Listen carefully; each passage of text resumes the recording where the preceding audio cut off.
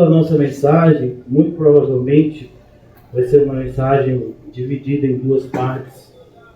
Caminhando com Jesus. Essa passagem é bastante conhecida. Os discípulos no caminho de Emaús. Nós paramos, capítulo 24 de Lucas, versículo 11. Mas a partir do versículo 12 e até o versículo de número 30, 35, que fala desse caminho de Jesus com os discípulos, desse caminhar de Jesus com os discípulos. Na verdade, o ensino ele é o mesmo, é a incredulidade daqueles que deveriam crer. E os apóstolos não creram, e agora nós vamos ver de maneira muito detalhada por Lucas. Lucas é o único evangelista que tem essa narrativa. Marcos, ele fala muito por alto, apenas em 2 versículos, em Marcos 16, 12 e 13, Marcos vai dizer que Jesus apareceu para esses discípulos no caminho, mas não fala como Lucas, de maneira detalhada, como foi esse aparecimento, como foi essa conversa. Eles andaram com Jesus sem perceber que era Jesus, e somente depois é que eles tiveram seus olhos abertos, como nós vamos ver. Então é importante que a gente tenha uma noção do que é caminhar com Jesus, pois é para isso que fomos chamados. Desde o início do ministério de Jesus, Jesus não nos chamou para fazer parte de uma religião, como no caso de Jesus. Na época de Jesus havia uma religião oficial, que era o judaísmo, naquela região onde Jesus morava. Jesus não está fundando uma outra religião, mas Jesus está apresentando para nós um novo caminho. Ele é o caminho, mas ele nos apresenta um novo caminho, e não somente para que a gente conheça o caminho, mas para que a gente percorra o caminho. E há uma diferença muito grande, que é aqueles que dizem conhecer o caminho, que tem talvez até um conhecimento detalhado da Bíblia, de comentários bíblicos, das línguas originais, mas que nunca caminharam um passo por esse caminho. E é muito perigoso que a gente siga nessa direção. Jesus nos chama a uma atividade ininterrupta, que é caminhar com Ele todos os dias. Por isso ele diz: aquele que quiser vir após mim. Então ele está dizendo, eu estou caminhando, quem quiser caminhar junto comigo. Então ele diz, negue-se a si mesmo, tome a sua cruz e me siga. Ele está andando, e ele está chamando os seus discípulos para caminharem junto com ele, da forma como ele nos ensina a caminhar. Então, essa passagem tem esse princípio que nós devemos extrair, que é o caminhar com Jesus. Segundo lugar, ainda a título de introdução, Deus, ele age soberanamente. A iniciativa em nos procurar é de Deus. Como muitos anos atrás, um cristão estava nos seus primeiros dias na igreja, mas olha que coisa, já tinha uma compreensão muito melhor do que muitos que estavam há algum tempo já nessa igreja, e foram até ele e perguntaram: quando foi que você encontrou Jesus? E ele respondeu categoricamente: eu nunca encontrei Jesus, quem me encontrou foi ele. O perdido era eu, e não Jesus. Mas por mais que a gente saiba que é Jesus que nos encontra, que é Jesus que nos resgata, que é Jesus que nos salva, que a iniciativa, o poder, a soberania e a garantia da nossa segurança está nele, o próprio Jesus estabeleceu como regra que nós devemos nos aproximar dele, que nós devemos nos esforçar em nos achegar até ele. E eu gostaria de trabalhar com os irmãos, a título de introdução, alguns versículos para que a gente compreenda o que está acontecendo aqui. O que está acontecendo aqui com esses discípulos, esse aparecimento de Jesus, de maneira única, caminhando com esses dois discípulos. Eu vou fazer uma leitura primeiro no Novo Testamento, depois eu vou caminhar com vocês em outros textos do Antigo Testamento, mas no Novo Testamento você vai ler comigo Tiago 4, versículo 8.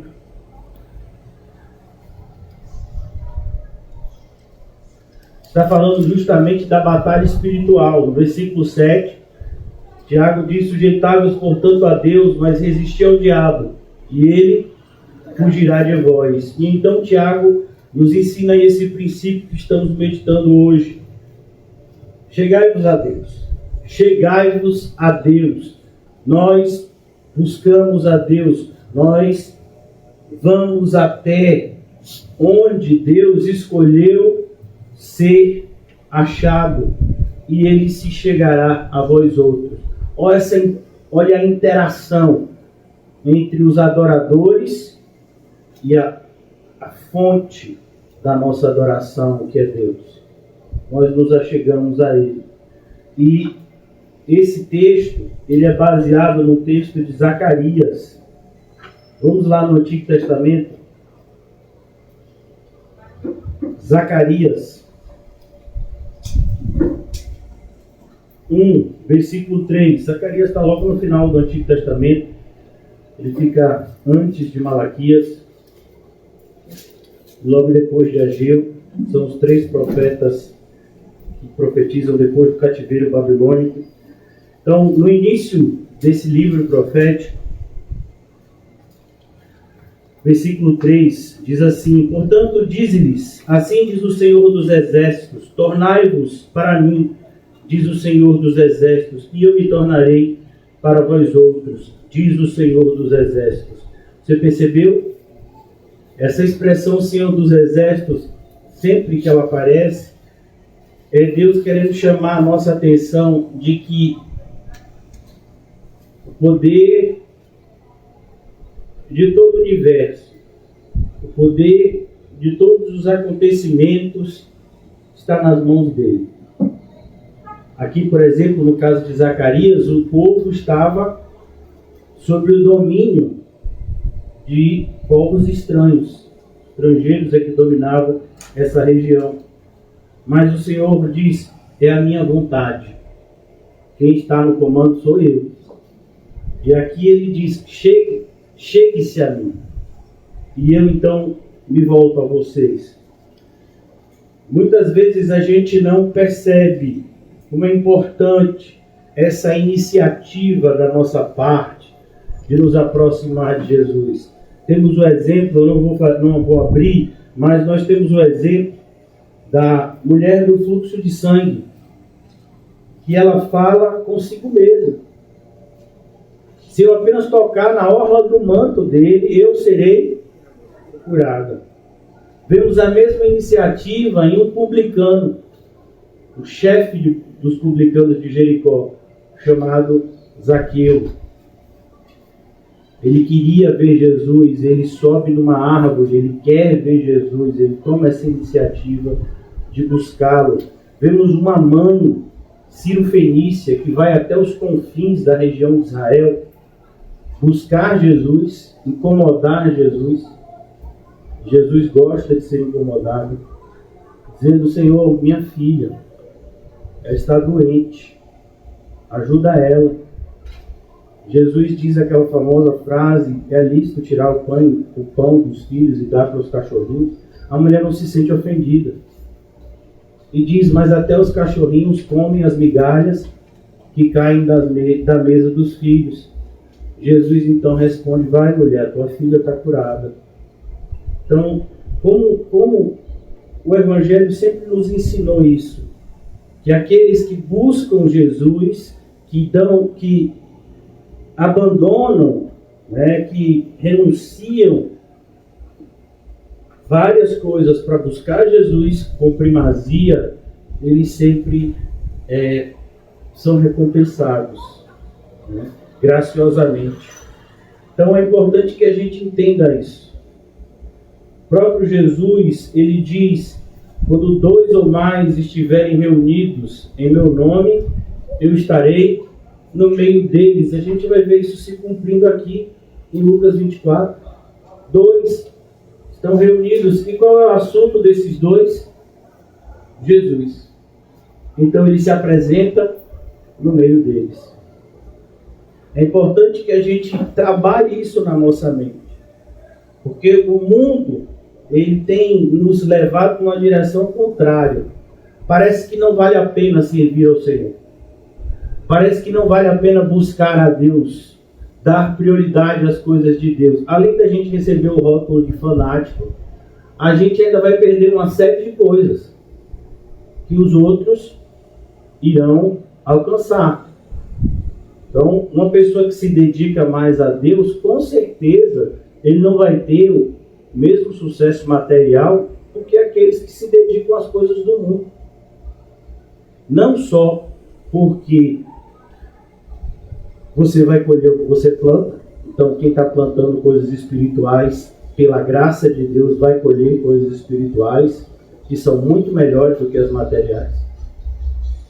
Mas também porque o Senhor sabe que determinadas coisas materiais para os seus filhos fariam mal. Então Ele não vai nos dar. Então, quando a gente busca Deus em primazia, a gente dá prioridade ao reino de Deus, como o próprio Jesus ensina: buscar, pois, em primeiro lugar, o reino de Deus e a sua justiça, e as demais coisas nos serão acrescentadas. Quando a gente faz isso, a tendência é que a gente tenha grandes prejuízos. E quando eu falo prejuízo, eu não falo só do ponto de vista material. Prejuízo do ponto de vista físico, do ponto de vista emocional, do ponto de vista psicológico, do ponto de vista social. Mas são prejuízos que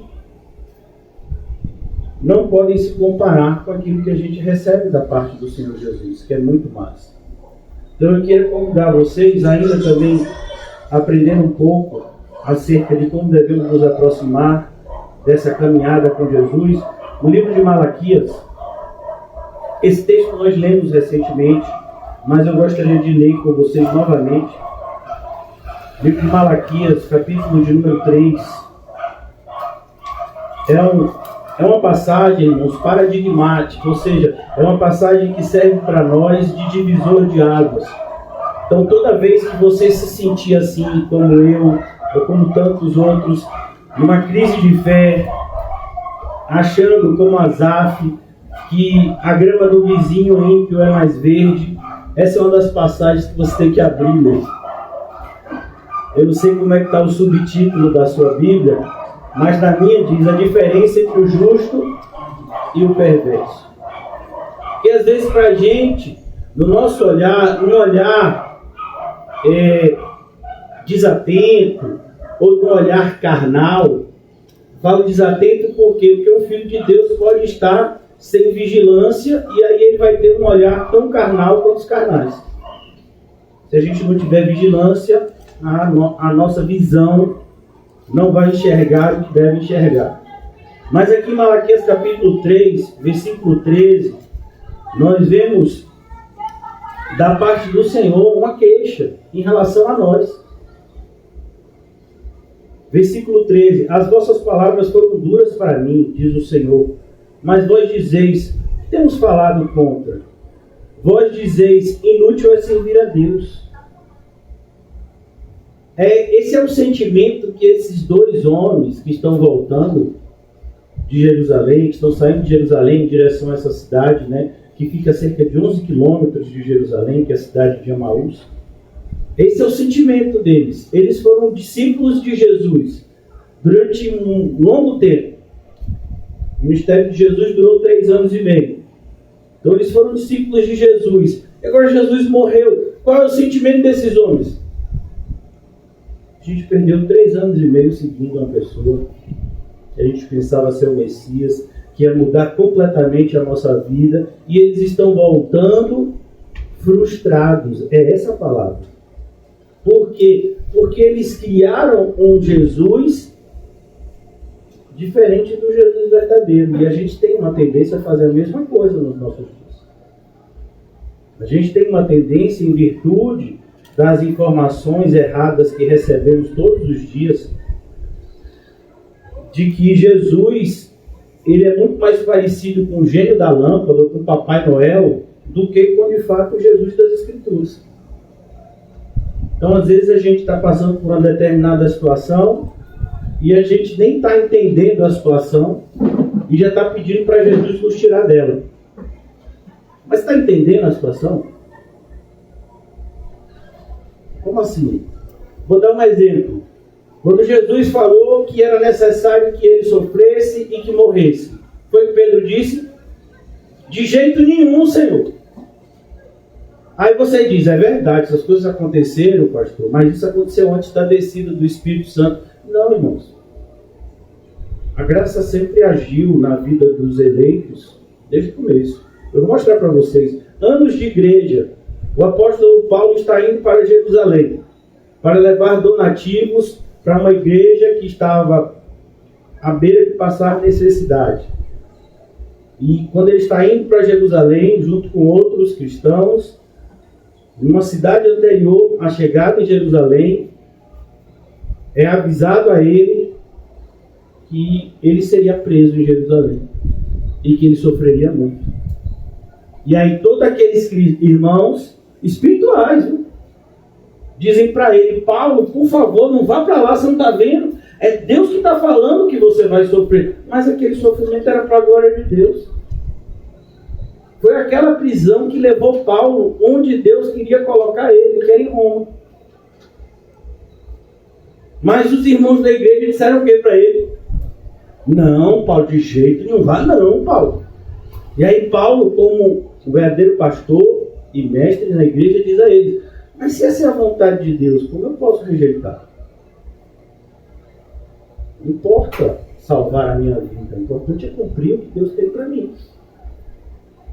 Então, é importante, irmãos, que a gente tenha na nossa mente sempre a visão bíblica, não somente da nossa vida, mas principalmente do Cristo das Escrituras, que é tão deturpado. A gente ouve tanto essa expressão, né, que tem ficado em voga nos nossos dias, Deus é um só. Não, Deus não é um só. Existem vários deuses que não são Deus. O Deus verdadeiro é um só. E mesmo esse Deus verdadeiro que é um só, ele tem uma trindade santa. Pai, Filho e Espírito Santo. Como é que é isso? Não sei, só sei que é assim. A gente crê por fé. Mas a gente vive num mundo onde as pessoas têm nos influenciado a isso. E se a gente diz, não, meu Deus é diferente do que você está dizendo, rapidamente somos rotulados de radicais, fanáticos. E a gente não faz nada. Eu, particularmente, nunca levantei a mão contra ninguém, depois de evangélico. E também nunca briguei com ninguém por conta da Bíblia.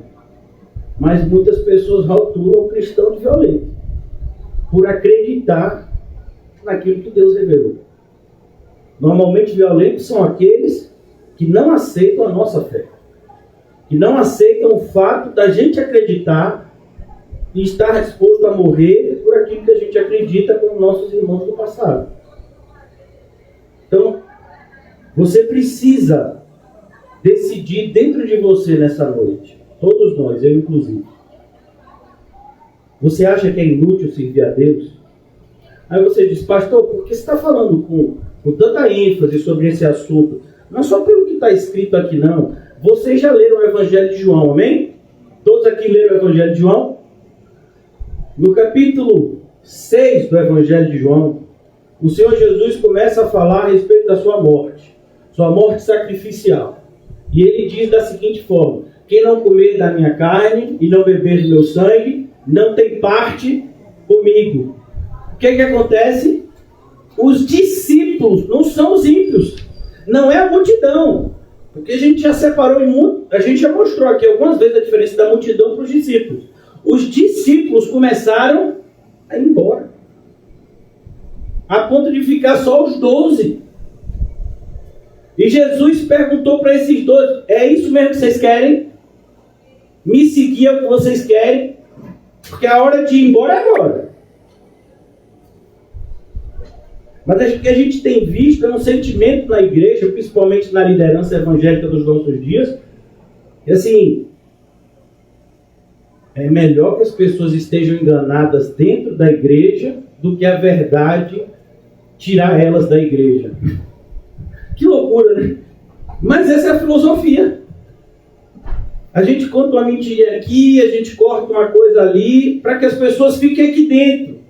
Porque se a gente falar toda a verdade, isso vai incomodar e vai fazer com que alguns saiam, até a maioria.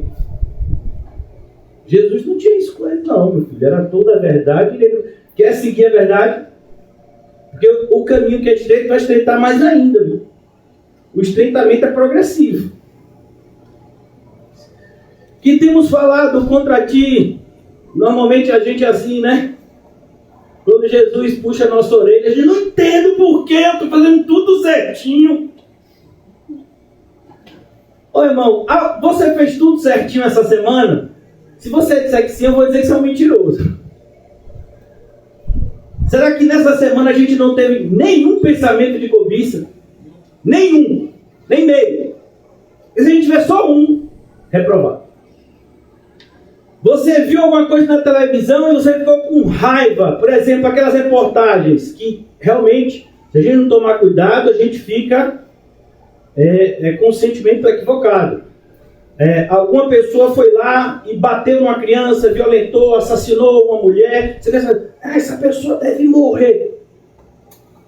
Se você pensou isso, você é assassino. Pastor, mas essa pessoa fez um monte de mal para outras pessoas. Pois é, você devia orar para que ela se arrependesse e fosse salva.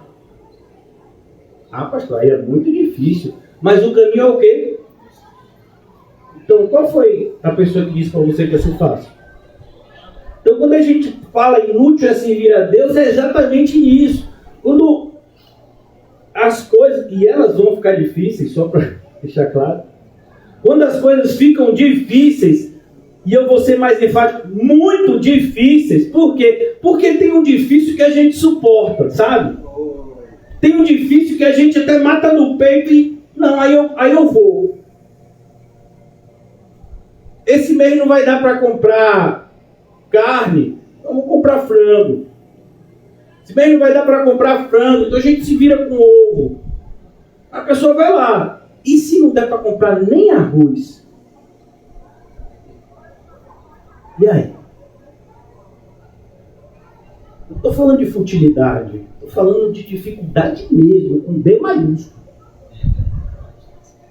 Então tem momentos que é assim mesmo. Essa dificuldade. E aí? E para piorar, é você aqui na luta. Aí você vê do lado o seu vizinho ímpio passando numa carruagem de ouro, comendo uvas e sendo abanado. Sendo aqueles filmes de antigamente. Não é possível, eu que sou crente. Então essa é a visão aqui do profeta Malaquias. Vós dizeis, inútil é servir a Deus. Que nos aproveita termos cuidado em guardar os seus preceitos e andar de luto diante do Senhor dos Exércitos. Então, às vezes a gente pensa, por exemplo, eu vim para a igreja sexta-feira. Eu estou vindo para a igreja. Eu estou ofertando, eu estou dizimando. Aí já é demais, né? Mas eu estou dizimando. Mas como assim?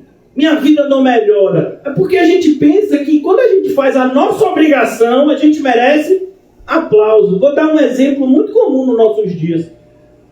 Você acha uma mala de dinheiro no metrô, aí está escrito lá o nome e o endereço da pessoa, você vai lá e devolve. Com certeza, se a televisão souber que você fez isso, vão entrevistar no outro dia. Fulano de tal encontrou uma mala, tinha 20 mil reais em dinheiro, e ele foi, ligou para o proprietário da mala, entregou e todo o dinheiro estava lá. Mas vem cá, a mala não tinha dono? O dinheiro não tinha dono? Não estava inclusive o nome lá? Não é a sua obrigação devolver? Mas a gente vive numa geração tão ímpia que quando a gente cumpre só a nossa obrigação, o pessoal bate palma. Porque nem a obrigação a pessoa quer cumprir. O povo de Deus não é diferente. Nosso Deus, ele sempre teve os seus preceitos, porque ele é santo. Então quando ele diz, você para se relacionar comigo tem que andar assim, aí a gente se esforça para cumprir algumas coisas. Quando a gente consegue cumprir algumas coisas, e quando a gente cumpre algumas coisas é só pela graça, só para ficar claro. Mas, infelizmente, se a gente não tomar cuidado, a gente começa a se sentir credor e Deus devedor. Nunca vai acontecer isso, irmão. Deus nunca vai dever nada para mim e para você.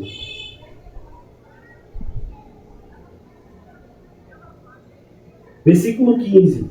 Ora, pois, nós reputamos por felizes os soberbos.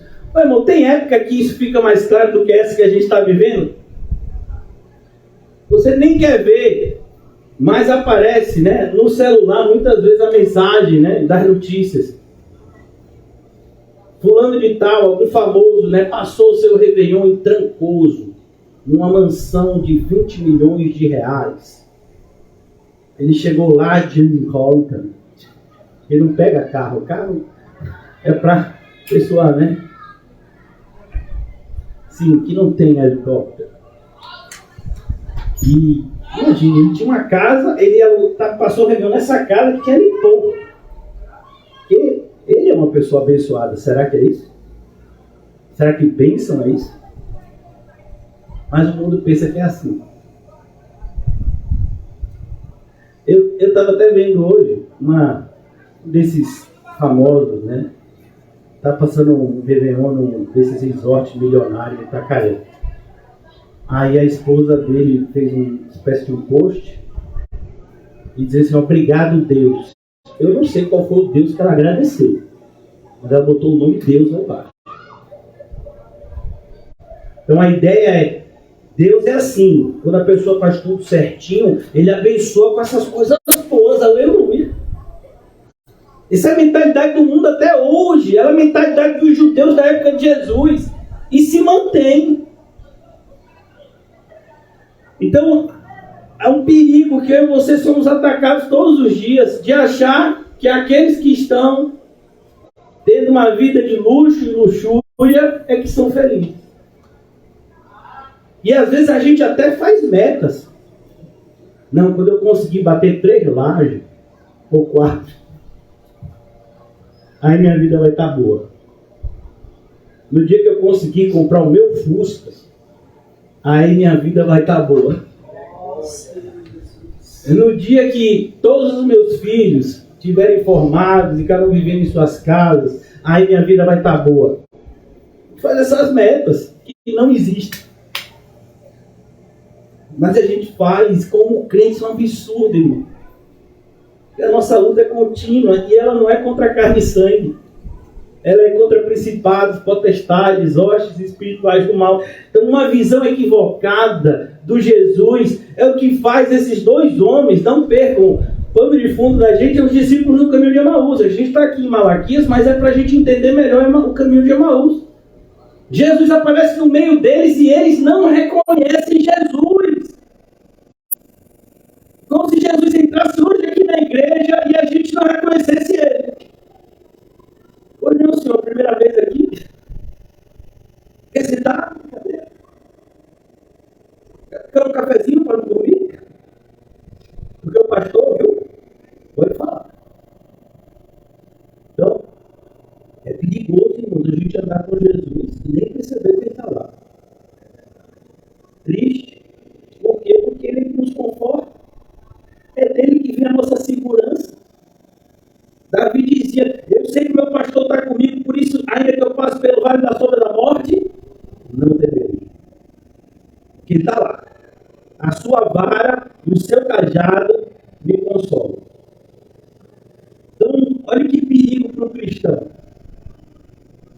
caminhar com Jesus e nem perceber isso. Jesus, você estava aí e nem vi. Eu sempre estive. Percebe que em muitos momentos a gente se desesperou à toa. Jesus estava ali. Não sei se vocês estão igual a mim. Aí a gente grita. Jesus não é surdo. Ele está aqui. É como se ele estivesse lá a milhares de quilômetros no céu, né? Na lua. Jesus, filho de Davi! Eu estou te ouvindo, eu estou aqui. Mas os nossos olhos não enxergam por falta de fé. De fé em quê? Naquilo que ele falou. Então é o que o povo está sentindo aqui na época de Malaquias. Eles haviam recebido a autorização de voltar para o seu território, para o reino de Judá, de reconstruir o templo, mas eles ainda estavam sendo governados por povos estrangeiros. Isso não iria mudar.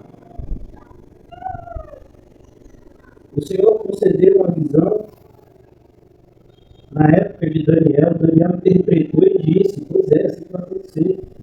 Reinos vão se suceder e o povo de Deus vai ser dominado por esses reinos sucessivamente. Versículo 15: reputamos por felizes os soberbos, eles tentam o Senhor e escapam. Não é essa a sensação? Essa semana morreu um jogador de futebol muito famoso, né? Que as pessoas intitulam ele de rei do futebol. Sim. Então, ele morreu essa semana. Se você vê a vida desse homem, irmão, é impiedade do começo ao fim. Até os seus últimos dias. Coisas abomináveis que não convém dizer aos santos. Mas ele morreu. Você acha que a maioria das pessoas acredita que ele foi para o céu ou para o inferno? A maioria esmagadora acredita que foi para o céu. E ai de você que disser o contrário. É capaz de ser linchado. Porque o sentimento das pessoas é: a gente vai viver do jeito que a gente quer e no final Deus vai obrigar a me levar para o céu. Onde é que está isso para mim? Isso é uma obrigação de Deus. Tem uma entrevista, acho que desse jogador, e diz: aí, se você morrer, o que você espera quando você se encontrar com Deus? Eu espero que Deus me trate como as pessoas me tratavam aqui na terra. Você acha que ele vai fazer isso? Para quem já estudou Lucas 16, você acha que é isso que vai acontecer? Mas é isso, irmãos. O mundo continua pensando desse jeito. Os evangélicos continuam pensando desse jeito. Se você fizer uma pesquisa, né, uma enquete, evangélicos, o que vocês querem para 2023? Olha, irmãos, eu garanto para vocês que melhorar a vida espiritual vai estar entre as últimas coisas. Isso é se as pessoas forem sinceras. A maioria de nós tem tanto problema, mas é impressionante como a gente não entende que Deus está acima dos nossos problemas. Que para os nossos problemas deixarem de existir, basta uma palavra. E que a porta que Deus fechou, inteligência e força humana, não vai abrir. Não, mas esse setor 23 eu vou conseguir. Não foi por isso que fechou. Não é mim. Mas eu vou me dedicar mais. Mas foi Deus que fechou.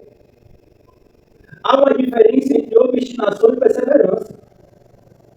Obstinação foi o que Jonas fez.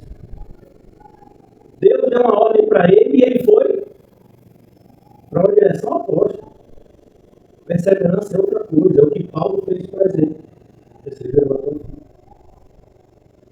Então, também não, os que cometem impiedade prosperam. Sim, eles tentam o Senhor e escapam. Não, irmãos, eles não escapam. A gente é que pensa que eles escapam. Mas se você tiver dúvida, é só perguntar ao irmão da igreja que ele tem uma função. Ele trabalha em algo assim bastante relevante para a gente que estuda o Evangelho. Ele trabalha no cemitério. Estava vendo esses dias um live e algo me chamou a atenção. Uma dessas igrejas da prosperidade, o senhor humilde entrou numa igreja dessas da prosperidade e disse assim: eu estou extremamente curioso. Quero saber qual de vocês, a igreja lotada, porque a igreja da prosperidade, né, é sempre lotada, né, milhares de pessoas. E esse senhor entrou no meio e disse assim: eu estou muito curioso, eu quero saber qual de vocês vai ser o mais rico do cemitério. Mais rico do cemitério. Que adianta? Ganhar o mundo inteiro e naquele dia perder a sua alma. Mas infelizmente, irmãos, é o que tem feito muitos abandonarem o caminho. É o que tem feito muitos abandonarem o caminhar com Jesus. É essa afirmativa aqui. Pessoas que entraram na igreja e que chegaram a essa conclusão e por essa conclusão saíram da igreja. Eu não vou continuar na igreja. Por quê? Porque se eu for seguir os conselhos, se eu for seguir as ordenanças do Senhor, eu não vou atingir os objetivos que eu tenho para a minha vida carnais. Enquanto eu vejo pessoas que não são cristãs ou que não têm a dedicação a Cristo, que a Bíblia diz que tem que ter, elas atingem os seus objetivos carnais. Eu quero mesmo que elas, então eu vou ser semelhante. Ou pelo menos de uma igreja bíblica. Por isso, olha como Jesus fala, versículo 16. E é exatamente essa profecia que está se cumprindo em Lucas 24. Por isso que eu estou tendo todo esse cuidado. Eu disse para os irmãos: fique tranquilo. A gente vai dividir a pregação, né, se Deus permitir estar no domingo, né? Porque isso também só depende de Deus. Falar hoje e o restante, se Deus permitir, no domingo, para a gente não passar corrido. Então a gente ainda está na introdução. Versículo 16 de Malaquias 3. Então os que temiam ao Senhor. Você vê que, apesar de toda a falta de informação desses dois discípulos que estão indo em direção a Emaús, eles queriam acreditar. Você vê isso quando Jesus fala com eles, eles ouvem. Eles ficam atentos durante todo o trajeto. E mais adiante ele diz: não ardia no nosso coração enquanto ele falava com a gente. Olha a diferença de um eleito de Deus para um não. Muitos, nesse mesmo dia, abandonaram o Senhor e jamais voltaram, mas esses dois voltaram. Porque o Senhor Jesus foi até eles, pregou para eles e o coração deles foi aquecido. Então, os que temiam ao Senhor, é importante estarmos juntos na congregação, estimulando uns aos outros ao amor e às boas obras. Então, os que temiam ao Senhor são esses dois. Eles temem ao Senhor. A visão deles do Senhor era equivocada. Jesus veio corrigir. E olha que coisa interessante. Por que Jesus não apareceu primeiro aos 11 apóstolos? Porque a quem mais é dado, mais é cobrado. Os apóstolos deveriam esperar a ressurreição de Cristo mais do que qualquer outro. Mais do que qualquer outro. Mas nós vimos na terça-feira, na segunda-feira, como aquelas mulheres que voltaram dizendo que viram Jesus ressurreito, foi o que eles disseram: vocês estão malucos, vocês estão delirando. Mesmo esses homens, quando voltarem, vai ser assim também, eles não vão acreditar. Até Jesus aparecer, eles vão voltar e vão dizer: olha, a gente viu Jesus no caminho, quando ele partiu o pão, a gente viu. Eles não creram. Os que mais deviam crer. Porque eu estou falando isso, irmãos, porque nós somos uma igreja bíblica, nos alegramos muito com isso. E aí? Vai ficar só no conhecimento bíblico? Somos uma igreja bíblica. Seguimos o Evangelho, temos aprendido exaustivamente o Evangelho. Eu fiz os cálculos, são 208 encontros por ano. Você já imaginou? Nós nos encontramos como igreja 208 vezes em 2022. Nossa, uma pessoa disse para mim que não mudou. 208 encontros no ano. Sendo que tem gente em outras igrejas que tem no máximo 48 encontros por ano. Vamos falar comigo. Vamos lá. 208. Quem você acha que é mais cobrado? Quem se encontrou 208 vezes ou aqueles que se encontraram 48, 50 vezes? Mesma coisa. Os apóstolos, eles andaram com Jesus 3 anos e meio. Pedro, Tiago e João, mais ainda. Era um círculo entre os apóstolos mais íntimo ainda de Jesus. Voltando aqui para Malaquias 3,16. Então os que temiam ao Senhor, somos nós que tememos ao Senhor, nós devemos estar juntos. Fazendo o quê? Falando de Deus.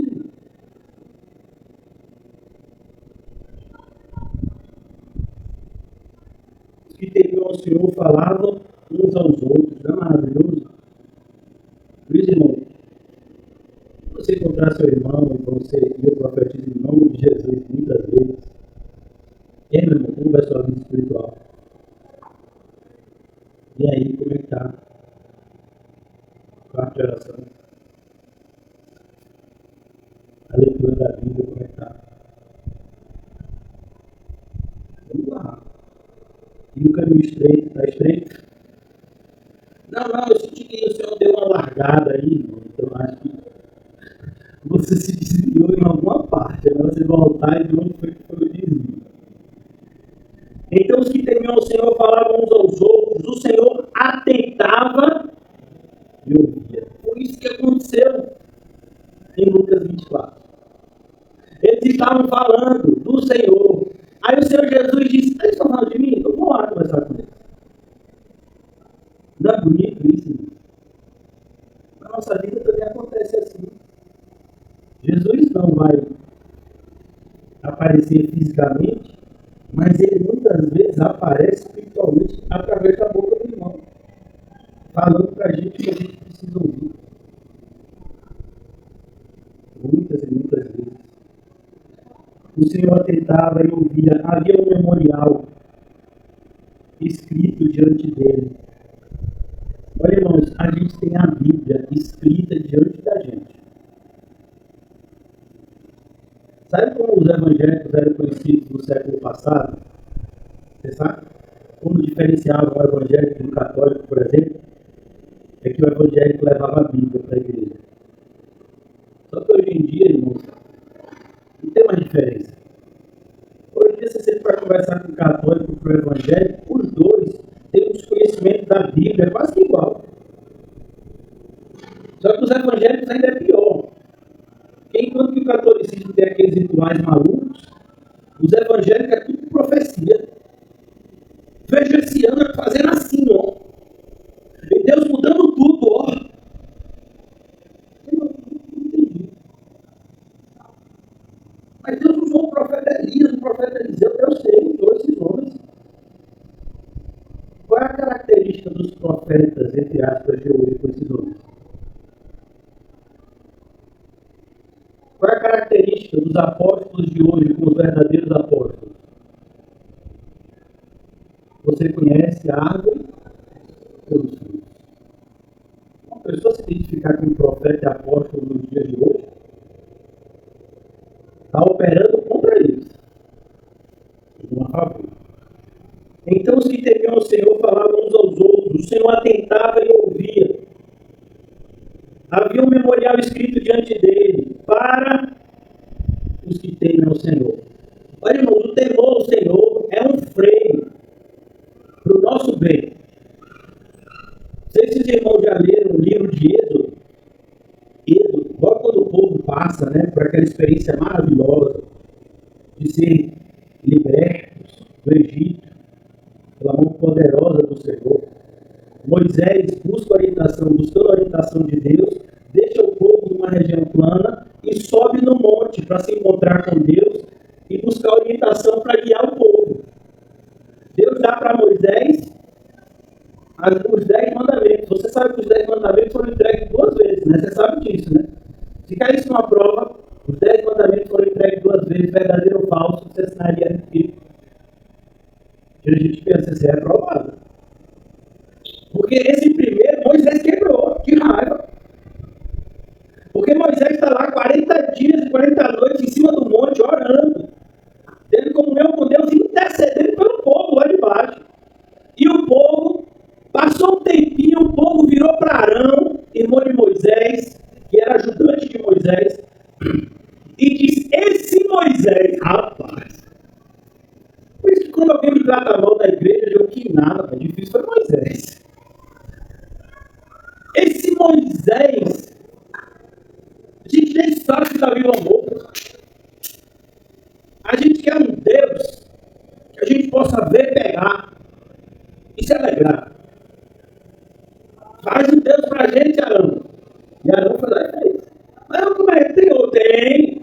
Pega os pingentes, os brincos que a gente pegou do pessoal lá do Egito, que eu estava fugindo, e faz. E aí Arão fez um bezerro de ouro, e o povo começou a dançar e se alegrar. Então, quando você olha para uma festa junina, o pessoal dançando ao redor da fogueira, você já sabe, né, o que é que se parece, né? Um bezerro de ouro.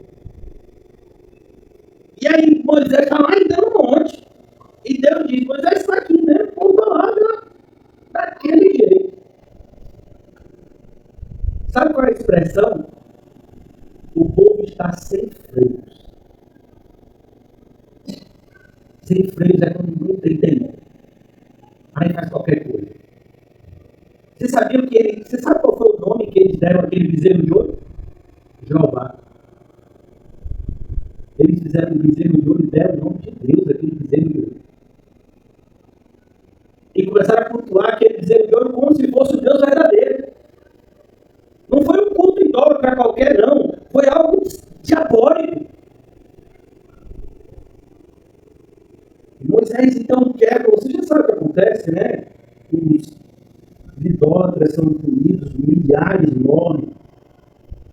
Os levitas então são separados para o serviço do Senhor, porque foram os que se mantiveram fiéis. Arão é duramente repreendido. Mas isso é para a gente ver o que acontece quando a gente está sem freio.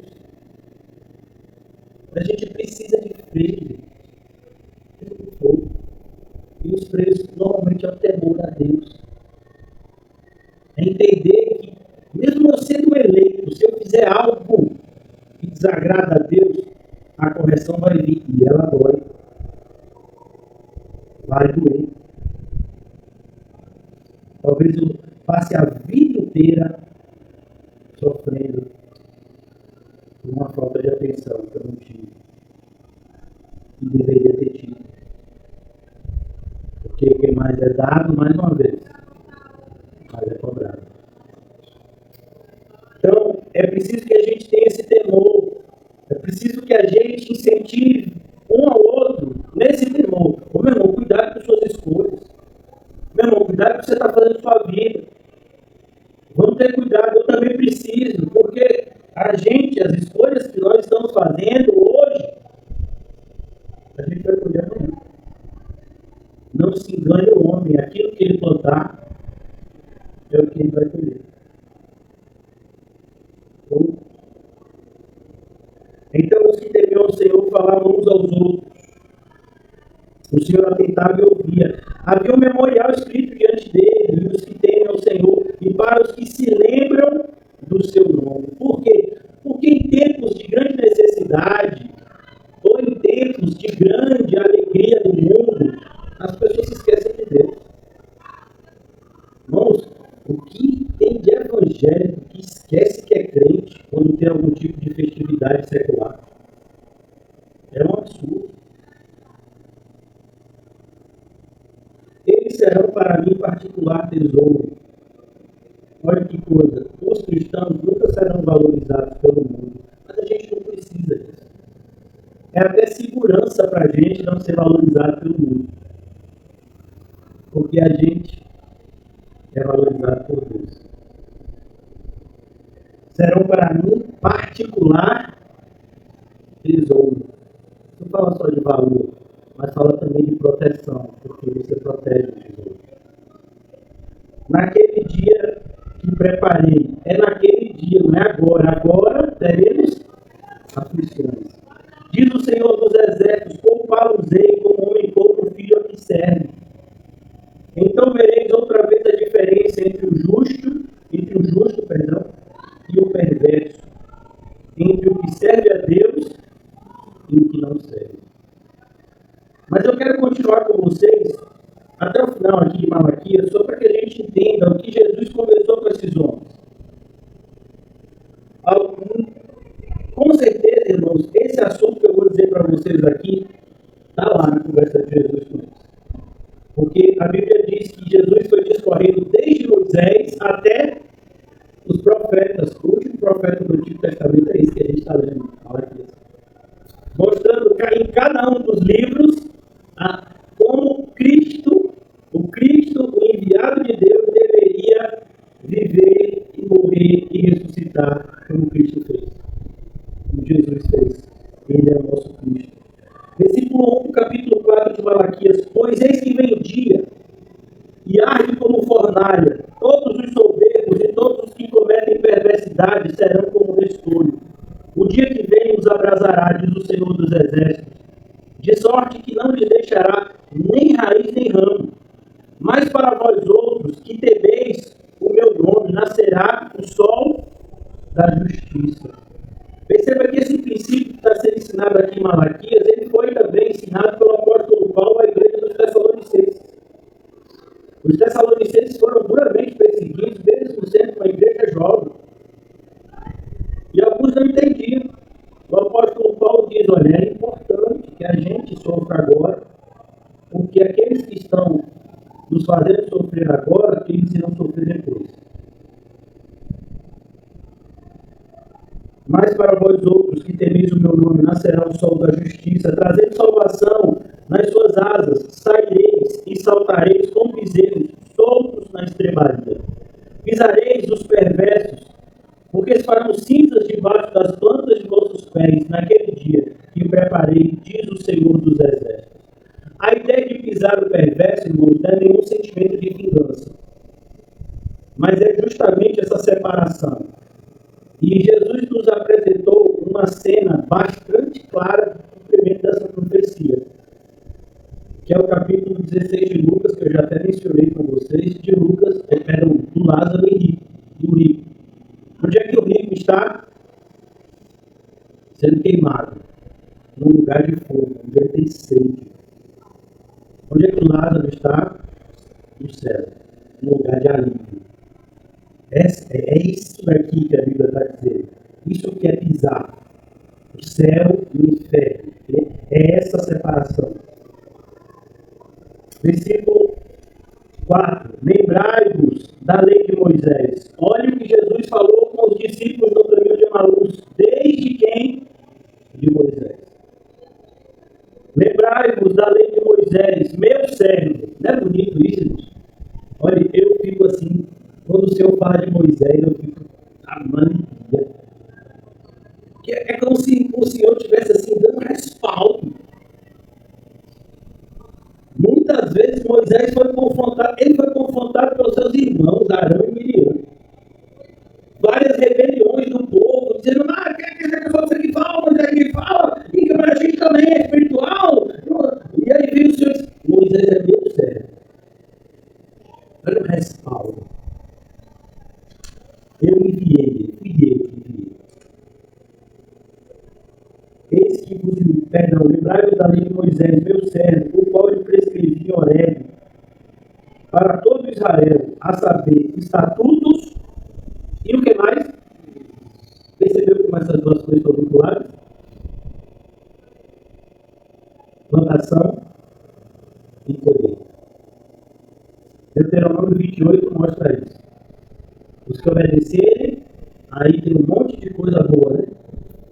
Os que não obedecerem, estatutos e juízos. Jesus faz a mesma coisa no Lucas 6. Bem-aventurado, tem fome.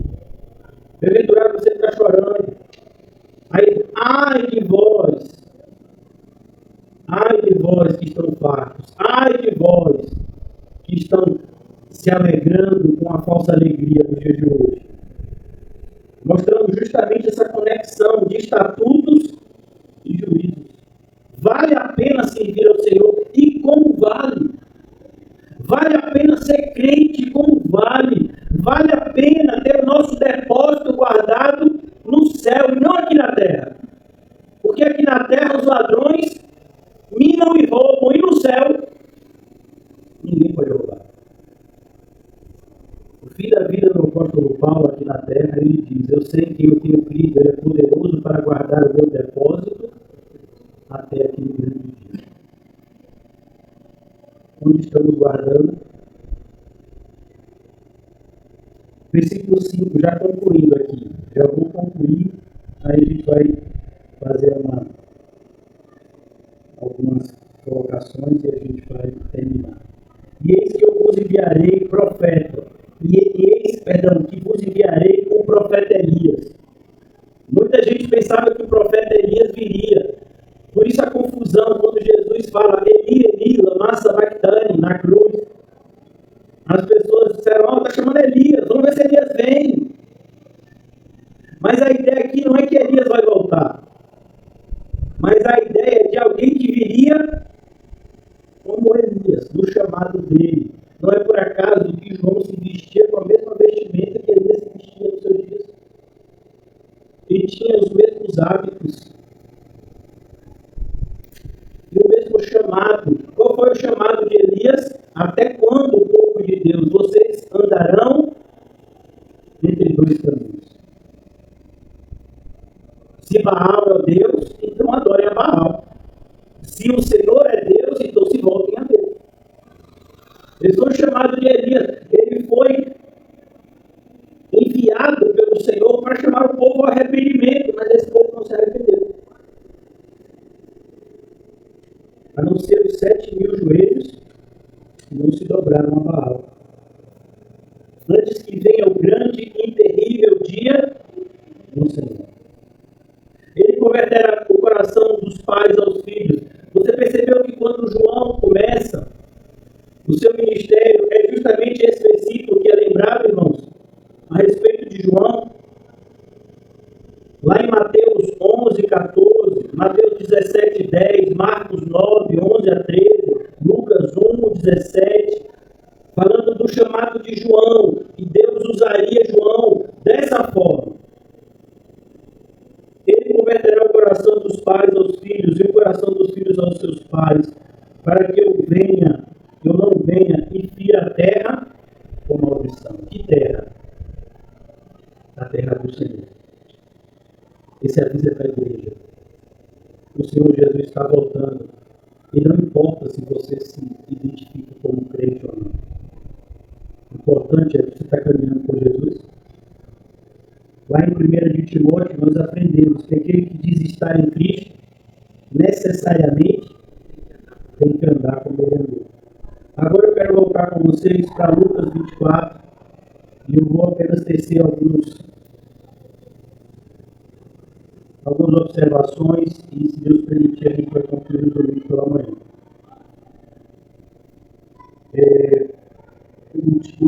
O texto sobre os discípulos no caminho de Emaús começa no versículo 13, mas eu gostaria de ler com os irmãos a partir do 12, onde a gente parou na segunda. Pedro, porém, levantando-se, correu no sepulcro. Por quê? Porque às vezes a gente lê isso aqui e dá a ideia de que Pedro está acreditando que Jesus ressuscitou. Não, ele não está.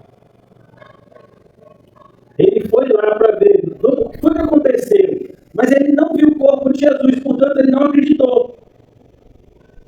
Ele só vai acreditar quando Jesus aparece. A gente sabe disso porque aqui, ó, versículo, lá no finalzinho,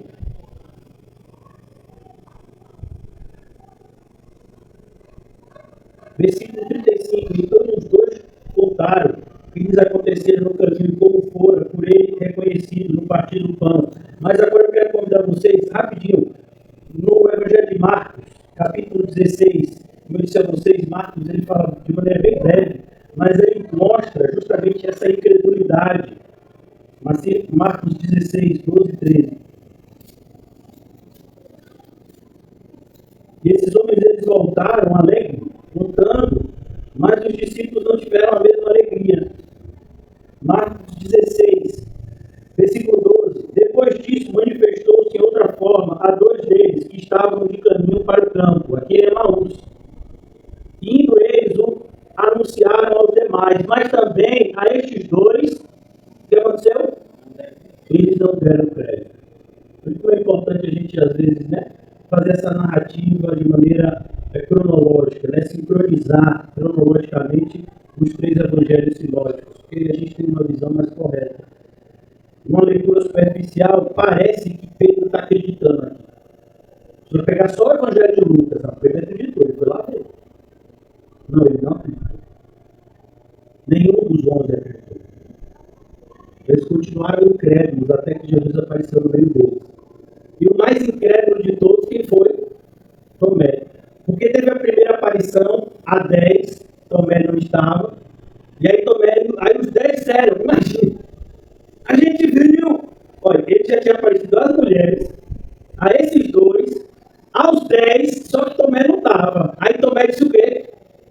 Só se eu ver também. Aí ele aparece também. Parece a gente. Eu sei que está escrito, Senhor. O pastor ensinou ali, mas o pastor e nada para mim é a mesma coisa. Tem que ser o Senhor. Infelizmente tem gente que tem essa mentalidade, muito perigosa. Pedro, porém, levantando-se, correu do sepulcro. E abaixando-se, nada viu, senão os lençóis de linho. Os lençóis de linho era justamente o que foi usado para o enterro de Jesus. Eles colocavam aromas e depois enrolavam nesse lençol de linho. E retirou-se para casa, maravilhado no que havia acontecido. Outra coisa, a gente às vezes vê essa palavra maravilhado, mas a palavra maravilhado no original, no grego, a palavra, é a palavra que também pode ser traduzida como perplexo. A ideia aqui não é maravilhado no sentido de, olha que coisa boa. Às vezes a gente fala maravilhado nesse sentido, Aqui a palavra, melhor tradução seria perplexo. Por quê? Porque ele viu uma coisa que ele não sabia explicar. E que ele não estava entendendo. É isso que essa expressão significa. Pedro voltou lá de onde Jesus foi enterrado sem saber o que estava acontecendo. Ele estava perplexo.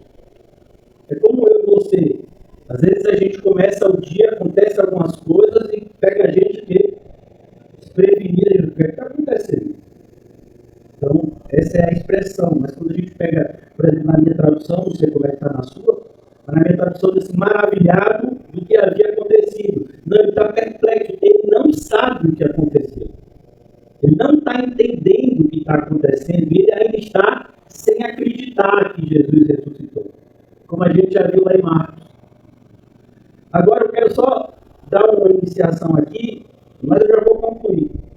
Naquele mesmo dia, que dia era esse? Domingo. Tudo isso aconteceu no domingo, que é o dia da ressurreição. É por isso que é no domingo que a gente ceia. É no domingo que os apóstolos ensinaram na igreja a ceiar. E o domingo sempre ficou conhecido como o dia do Senhor. Não porque o domingo tem que ser tratado diferente dos outros dias, até porque como cristão não fazemos diferença entre dia e dia. Mas é preciso que a gente entenda que o domingo foi o dia em que o nosso Senhor ressuscitou como primícia daqueles que também irão ressuscitar em glória como nós. É o que cremos. Não veremos a morte, porque já passamos da morte para a vida. Então aqui no versículo 13, naquele mesmo dia, dois deles. Olha a importância de andarmos de dois em dois. Mas, pastor, eu me sinto tão mal assim. Eu gosto de andar sozinho. Pastor. E, sabe? Também é loucura. Se você andar com outra pessoa, você vai descobrir que é todo mundo louco. Você andar assim, né? Marcar, irmão, vamos 2 dias seguidos. Vamos junto pro trabalho. Rapaz, o camarada é doido igual a mim. Eu fico assim com o olho, ele fica assim com a mão. A gente tem nossa cada um de nós, irmão, tem o seu trejeito, tem a sua forma de ser. Né? Então, tem que andar de 2 em 2. É segurança. Por quê? Porque quando a gente está andando sozinho, o diabo sabe que a gente está mais vulnerável aos ataques. Um dos enganos do diabo é que ninguém está vendo. O que você acha que Caim, quando quis matar Abel, chamou ele para o campo? Que era o lugar onde ele estaria sozinho, seu irmão, mataria ele, esconderia o corpo e ninguém veria. Quando Deus disse, cadê Abel? Caim ainda tem a cara de pau de dizer o quê? Como se ele tivesse conseguido fazer aquilo às escondidas. Como se Deus não tivesse visto. Porque ele foi para o campo, bem no escondidinho do campo. Matou, mas bem escondidinho. Guardou o corpo onde ninguém estava vendo. Então, até Deus não viu. Viu. Ele viu. E é bom a gente ter outro irmão, porque o outro irmão é esse alerta de Deus. Eu estou vendo. É esse freio. Tem coisas que alguns de nós aqui faria se estivesse sozinho, mas se estiver com outro irmão, faz não. É bom isso, irmão. Não, pastor, isso aí é hipocrisia. Não, isso não é hipocrisia, não, isso é vigilância. Todos nós temos inclinação de pecado e precisamos lutar contra ela. Hipocrisia está, irmão, a partir do momento que você tem a vontade de fingir. Eu não creio que ninguém aqui tenha. Isso é o hipócrita, é aquele que se esforça em demonstrar uma coisa que ele não é. Mas todos nós já sabemos que somos o quê? Pecadores miseráveis. E que se a gente deixar de vigiar e orar um tempinho, qual é a consequência? Queda. Por isso que, dá um exemplo. Quando você está dirigindo, principalmente se você estiver dirigindo à noite, como é bom você ter um companheiro? Diferente do que eu tive uma certa feita. Eu estava dirigindo de noite e levei uma pessoa para me ajudar. A pessoa, além de dormir, acordava e me dava susto. Esse não é muito bom não, mas o copiloto, aquela pessoa do celular está me ajudando. Se você entrar numa rua errada, a pessoa, não é essa rua não. Cuidado ali, cuidado, é perigoso. Porque às vezes você está dirigindo, você não está vendo tudo. 2 em 2. É os ímpios. Mas tem o que tem de cristão dizendo aí que eu tenho um mistério assim, sabe? É eu e ele. Você já sabe como vem de Deus.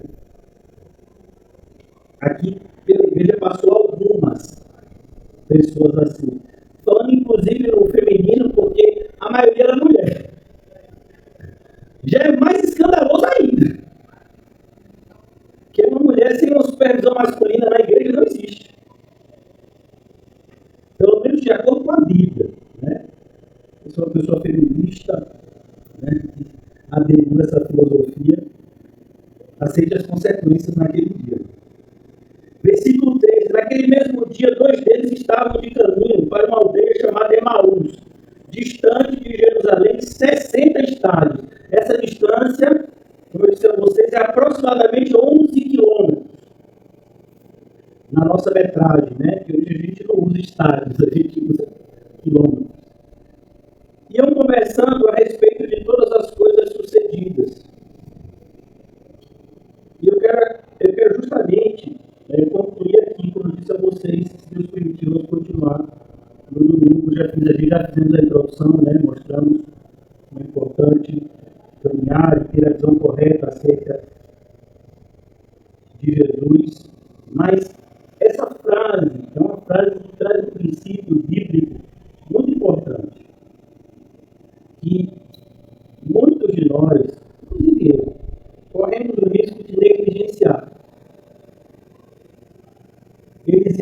conversando a respeito de todas as coisas sucedidas. Por que eu estou falando isso, irmãos? Porque a gente vive num mundo, e eu já disse isso a vocês, eu sou reforçado, onde nós somos influenciados por ideias antibíblicas e a gente nem percebe. Por exemplo, quem aqui já ouviu de crentes a expressão olho gordo? Não. Olho gordo? Pastor, uma pessoa lá, uma vizinha, meu vizinho, olho gordo. Não, a única expressão que eu conheço é aquele pessoal que tem uma enfermidade que o olho fica esbugalhado, né? Não, irmão, não tem essa expressão olho gordo. Não, pastor, eu vou dizer uma coisa para o senhor. Eu aprendi uma coisa na minha vida. Quando você for fazer uma coisa, não fale para ninguém, porque senão dá errado. Isso é secretismo. A gente não sai por aí falando tudo para todo mundo, porque nem todos são irmãos. Nem todos vão ser instrumentos de Deus na nossa vida. A gente tem que saber com quem a gente anda. Porque as más companhias corrompem os bons costumes. Mas se eu sei que é meu irmão ou minha irmã, é claro que eu vou conversar a respeito de todas as coisas que estão acontecendo com a minha vida. Por quê? Porque muito provavelmente esse meu irmão e essa minha irmã vai enxergar coisas na minha vida que eu não estou enxergando. Por exemplo, irmãos, vocês estão vendo que minha barba está grande, né? Se tivesse aqui, sei lá, uma alface na minha barba, né? O pastor é tão anti-higiênico, o alface nem... Se tivesse uma alface aqui na minha barba, eu não veria. Tem? Mas vocês veriam. Por que isso, irmãos? O seu olho está olhando para dentro ou para fora? Espiritualmente a gente ora e Deus permite que a gente veja. Inclusive o salmista fala: Senhor, me revela os pecados que me são ocultos. Mas na igreja, Jesus escolheu organizar dessa forma. Você, preste atenção para tirar a trave do seu olho, como eu tenho que tirar do meu, para o cisco no olho do meu irmão, quem vai tirar? Sou eu. Olha, a gente tem interpretações tão equivocadas em textos tão importantes como esse. Esse texto que eu disse a vocês, tira a trave, primeiro a trave do teu olho, para depois tirar o cisco do olho do irmão, é como se a maioria das pessoas entendesse o seguinte: me deixe no meu pecado e você fica no seu e a gente se dá bem. Não é isso que a Bíblia está dizendo. O que a Bíblia fala aqui, no meu caso, eu que estou vendo o cisco no olho do irmão, no meu caso, eu tenho que tirar primeiro a trave. Porque o pior pecado, o pecado que mais me afeta, é o meu. Não é trave. Mas o pecado do irmão, com certeza, também está incomodando ele. É o cisco. Tanto que Jesus fala. E depois você tira. Parece que ele não fala isso. Parece que as pessoas param só na trave, né? Me deixa que o meu pecado fique no céu, vamos todo mundo para o inferno. Não, irmão. Em nome de Jesus, tira a trave. Eu tenho que tirar a trave do meu. E aí eu tenho que ver. Tem cisco. Vamos tirar o cisco do olho do outro. É como em Gálatas. Se você vê o seu irmão em pecado, corrige, porque pode ser você amanhã. E se você é um cristão verdadeiro, que está fazendo algo errado para Deus e não vê, pastor, mas isso acontece? Vai perguntar a Davi. Ao rei Davi, aconteceu com ele. Como é bom ter um irmão que diz: ó, meu irmão, o negócio está penado na sua vida. Você está vendo? Sua vida está empenada para o mal. Se você continuar nesse caminho, é fogo e enxofre. Está repreendido? Está repreendido não, meu irmão. Se arrependa. Por quê? Porque pode ser eu amanhã. E eu gostaria também que você me corrigisse com o mesmo espírito de brandura. Eu quero que você passe a mão no meu erro, passe a mão na minha cabeça no meu erro. Não, eu preciso ser corrigido no meu erro para poder ser salvo. Ah, mas a salvação é pela graça. Mas uma das evidências de que a graça me salvou é o quê? É a santificação. Que é o limpo, limpando-se mais ainda. Então, olha como é importante, irmãos, a gente está de dois em dois, se estimulando, contando para os outros. Os irmãos de verdade. Né? Olhe, mas fuja desse sincretismo, fuja desse individualismo diabólico.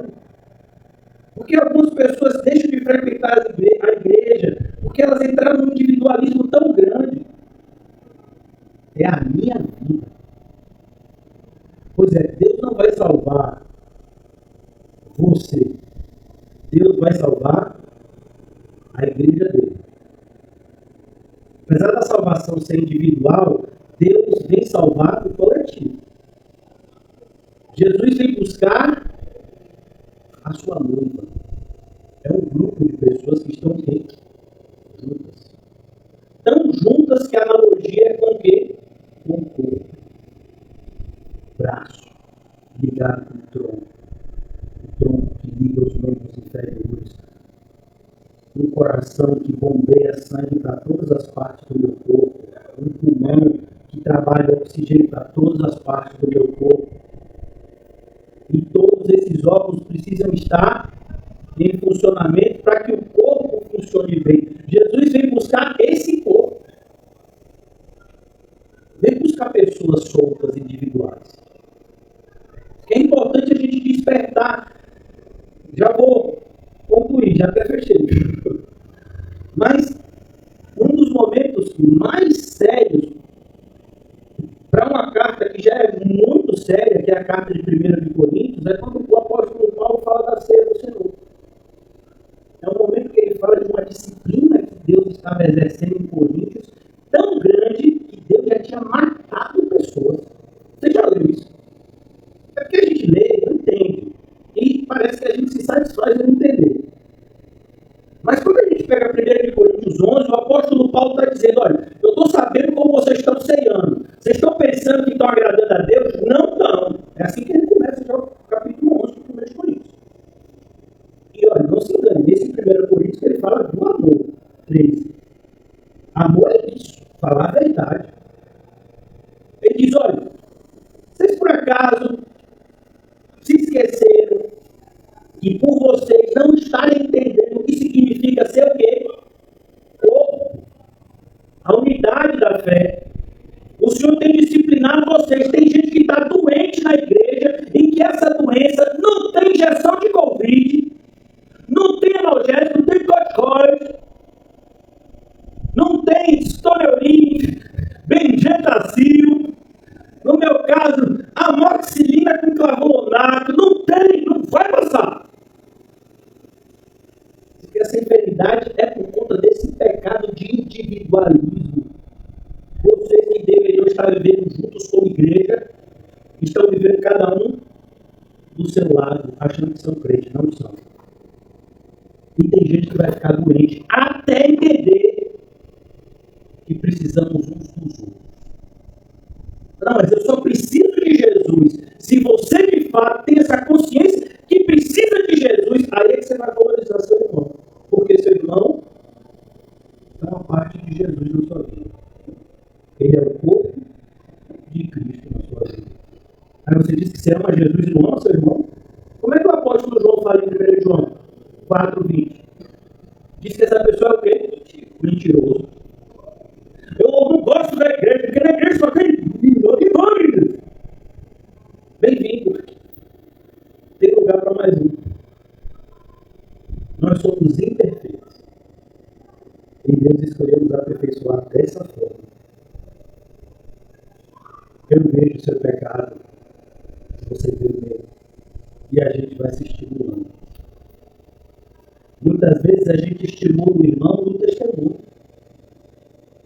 Você está fazendo errado, você vê o irmão fazendo certo, você fica constrangido. Paulo, inclusive, fala isso no capítulo 11. Que a diferença que existe na igreja é os reprovados e os aprovados. E Deus não brinca com isso. Por isso ele diz, tem alguns que já dormem. Paulo está falando de um cochilo. Paulo está falando de morte. Muitas vezes a morte é usada com essa analogia do dormir. E alguns estão doentes. Paulo fala isso em 1 Coríntios 11. Porque as pessoas estavam buscando estarem a sós, quando deveriam viver juntas em Cristo. Jesus, inclusive, diz, como profecia na sua vida e na minha, na oração intercessória de Jesus pela sua igreja, no Evangelho de João, ele diz, Pai, eu oro para que a assim como eu e o Senhor somos um, eles sejam um. Jesus orou por nós assim. Então a gente vai ficar sem fazer nada, o diabo tentando nos separar o tempo todo. A gente vai ficar ajudando o diabo, quando o diabo fica colocando um contra o outro. Por isso que o apóstolo Paulo diz que não ignoramos a maneira de agir do diabo. Qual é a maneira de nós vencermos isso? Perdão. E quantas vezes? 70 vezes 7. E aí a gente usa o quê? Aí 1 Coríntios 11, depois do 11 vem o quê? O 12. E depois do 12, o 13. E no 13 ele diz, amor. Lembra, vocês têm que viver como igreja. Mas só vão conseguir se você amar. Vocês estão buscando muitos talentos. Vocês estão buscando muitos dons espirituais e se esquecendo dos 3 principais. Fé, esperança e amor. E o amor é o maior de todos. Então, como é que a gente consegue viver como um? Com amor. Você acha que esses 2 discípulos, eles não tinham ideias assim contrárias, como Evódia e Sinti? Então, meu irmão, você pode torcer para um time de futebol, seu irmão torcer para outro. E vocês vão ser irmãos em Cristo. Por quê? Porque torcer para um time de futebol não é pecado, mas ser viciado no time de futebol é. E ninguém aqui tem isso, né? No nome de Jesus, amém. Você pode ter uma visão política e seu irmão outra, e você não vai deixar de ser cristão com ele por causa disso. Por quê? Porque independente de quem esteja no poder, quem manda é Deus, e quem está agindo por detrás das coisas aqui do mundo é o diabo, até a volta de Deus. Independente da sua corrente filosófica, da sua corrente filosófica, quando eu falo do ponto de vista político. Então, é Deus. É o Evangelho que está no centro. Aquilo que nos une é muito mais poderoso do que aquilo que nos separa. E tem que ser assim. Se Cristo for o centro das nossas vidas, nós estaremos muito mais unidos uns com os outros. E o que aconteceu com esses 2 discípulos no caminho de Emaús vai acontecer com a gente o tempo todo. A gente vai passar por momentos na nossa vida onde a gente não vai entender direito. Isso, mesmo você sendo o melhor leitor da Bíblia, mesmo você tendo uma vida de oração assim maravilhosa, mas tem momentos que a gente fica sem entender. E Deus faz exatamente com que esses momentos aconteçam para usar a boca de um irmãozinho ou uma irmã que você não estava valorizando como deveria para ser usado na sua vida. Mostrando para a gente humildade. Que o Senhor nos ajude, gente. Nós estamos caminhando com Jesus. Mas é preciso que a gente caminhe da forma certa, porque a gente pode estar andando com Jesus e nem ver que Ele está com a gente. Oremos. Obrigado, Senhor, por esse momento. Obrigado por essa mensagem de alerta, Senhor, a começar de mim. Que nós devemos nos amar, nós devemos nos estimular ao amor e às boas obras. Nós devemos estar juntos, mostrando uns para os outros que bom, que Deus é bom para com o seu povo. Que muito melhor é passar pelo que passamos aqui na terra e ter o paraíso como nosso destino final, do que ter vitórias aparentes aqui na terra e o inferno como destino final, Senhor. Ajuda-nos a entender essa verdade radical que muitos têm tentado maquiar, tentado disfarçar, muitos até criaram um caminho do meio chamado purgatório. Mas o Senhor nos disse que não existe, que nós cremos em Ti e não no homem. Por isso nos ajuda, Senhor. a viver de maneira digna do Evangelho que fomos chamados.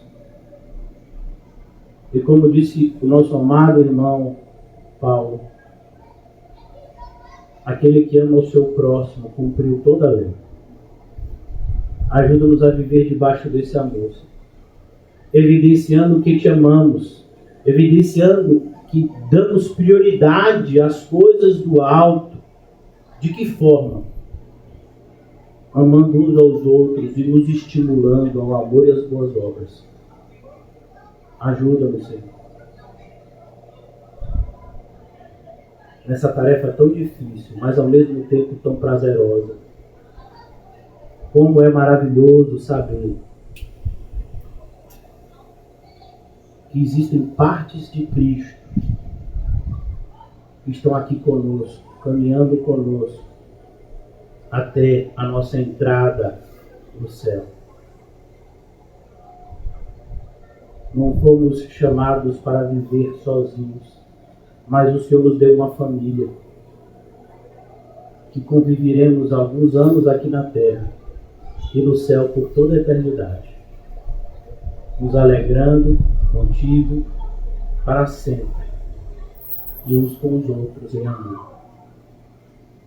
Ajuda-nos na compreensão dessas verdades tão simples, mas ao mesmo tempo tão difíceis de serem valorizadas, justamente porque são simples de serem compreendidas.